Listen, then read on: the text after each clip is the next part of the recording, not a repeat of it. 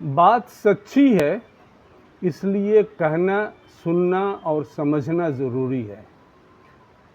دیکھیے، آج کی تاریخ میں پچھلے تقریباً 300 سال سے دنیا کا مسلمان دنیا کو دے کچھ نہیں رہا ہے، لے سب کچھ رہا ہے۔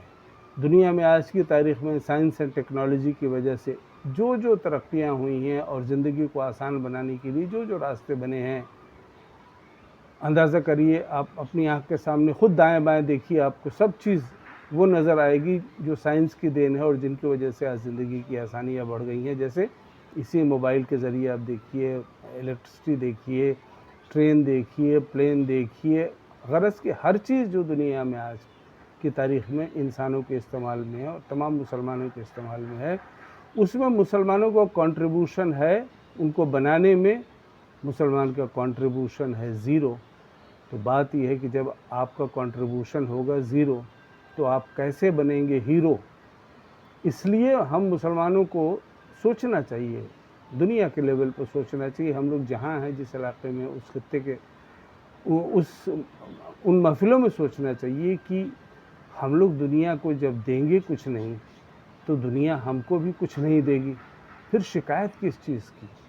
اگر ہم دنیا کو دیں گے تو دنیا ہم کو دینے والی بنے گی، ہم دنیا کو نہیں دیں گے تو دنیا ہم کو بھی کیسے دینے والی بنے گی؟ تو ہم سب لوگوں کو اپنے بچوں کو یہ سکھانا چاہیے کہ وہ دنیا کو دینا سیکھیں، صرف لینا ہی نہیں۔ لینے کے لیے تو ہم صرف اگر کنزیومر ہی بنے رہیں گے، پروڈیوسر نہیں ہوں گے، ہم نئی چیزوں کی ایجاد نہیں کریں گے۔ جو دنیا میں پچھلے 300 سال میں چیزیں بنی ہیں، دیکھیے اس میں مسلمان کا کنٹریبیوشن کچھ نہیں ہے۔ مسلمان کا کنٹریبیوشن سائنس کے فیلڈ میں 9ویں صدی سے لے کر کے 13ویں صدی تک، جیسے ہمارے تواریخ داں کہتے ہیں، مورخ کہتے ہیں، اس زمانے میں تھی۔ اس لیے اس زمانے میں مسلمان دنیا کے اسٹیج پر چمکے۔ اب آج کی تاریخ میں آپ کا کوئی کنٹریبیوشن نہیں ہے تو آپ دنیا کے اسٹیج پر چمکیں گے کیسے؟ اس لیے ہم لوگوں کو اپنے بچوں کو یہ سکھانا چاہیے کہ تم لوگ دنیا کو دینا سیکھو، دنیا پھر دیکھنا تم لوگوں کو کیسے تمہارا دامن بھرتی ہے، کیسے تم کو حکومت دیتی ہے، پاور دیتی ہے، دولت دیتی ہے، عزت دیتی ہے، شہرت دیتی ہے، سب کچھ دیتی ہے۔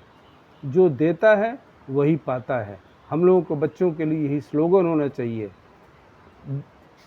دو پھر پاؤ۔ یہ قدرت کا قانون ہے کہ دو گے تبھی پاؤ گے۔